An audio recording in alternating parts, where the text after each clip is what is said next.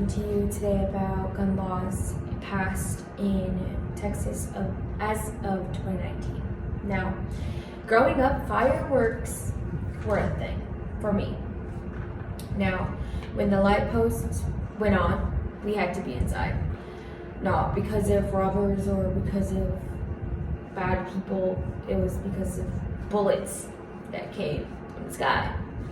My mom always called them fireworks because she didn't want us to get scared. I remember one day, one of my neighbors from behind my backyard comes running hysterically to our door, and my mom opens it and she asks, "Do you have pets that stay outside at night?" And my mom's like, "No, we don't have any pets. My children, they like to play outside sometimes." And she's like, "No, they need to stay inside. I went to look for my dog outside last night and I saw him with a gunshot in him." Now, she said she checked her surveillance cameras, nobody was outside, nobody came to her backyard, and there was a gunshot in there. Sadly, the dog that couldn't be saved, and I know from that moment on I was terrified to go outside, ever. Now, let's talk about the youngest case of gun violence at school. It was the 6-year-old boy named Dedrick Owen, and he shot his 6-year-old classmate, Kayla Rowland, and she passed away. Now, they were only 6, and you might be thinking, oh, it's due to the parents, oh, it's due to nobody watching them, but that's not always the case. Now, there are 70 incidents nationwide and 400 since 2010. Now, as of 2010, from 1964 to 2010, there was approximately 1.4 million people who passed due to gunshots.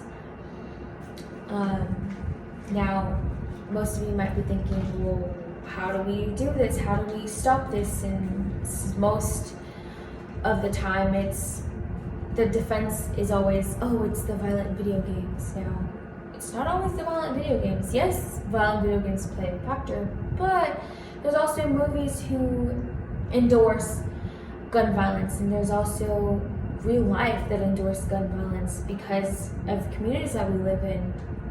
Makes it normal for everyone to carry a gun, or for protection, or for a bigger name. As you are in a gang, if you're in a gang and you pass another gang member, you show them your gun to show, hey, don't mess with me, I got a gun, you know? Now, guns are not only used to kill other people, but sometimes they're used to kill oneself.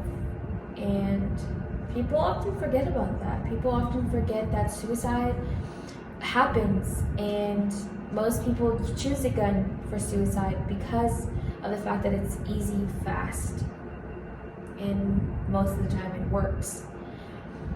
Now, there is 1,100 cases of suicides due to gun violence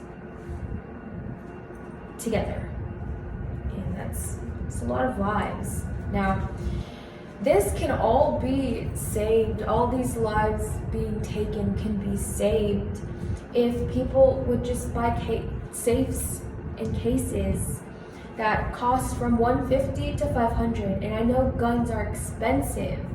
I know they are. And if you can buy a gun for over $1,000, you can cough up a little money for a case that only costs $150. Now, it doesn't have to be some high-tech quality, just a case that comes with a number and put a lock. Hide it from your children, hide it from anyone you know who suffers from mental illnesses or who is young or someone who you know is suffering in any kind of way, because Sometimes kids take it to school because of bullies and they want to get rid of them and they want that fear that they live in every day to end. And they think, oh, my parents, my family uses a gun for protection. I need a gun for my protection. I don't feel safe at school, so I will take the gun to school. Now, guns in school is a big factor now, and it's sad. Now, imagine how much a world would be more brighter if you could send your kids off to school and they'll come back to you.